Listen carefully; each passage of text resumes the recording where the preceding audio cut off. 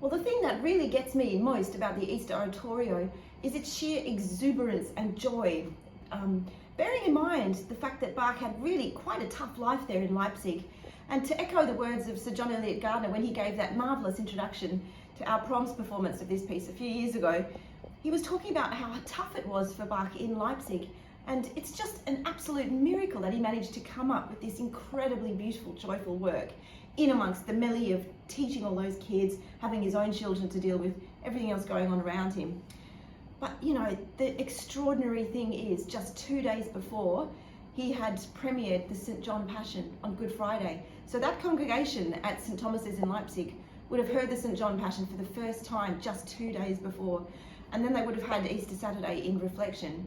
And then they would have come back to that church and heard trumpets and timpani and choir blazing in joy. It would have just been so extraordinary. That work is really, really amazing because it uses 4 allegorical characters, almost like a passion actually, and it's just so full of dance and life. It came from an earlier secular cantata, which just proves how wonderfully practical Bach was, just like all the other composers. Handel was another one like that. Ever the practical musician, but what a work he came up with. And I really, really hope everyone who comes to listen to this will feel that same feeling of joy and also a feeling of being completely cleansed by this music. It really does wash away all the evils of the world, and boy do we need a bit of that right now.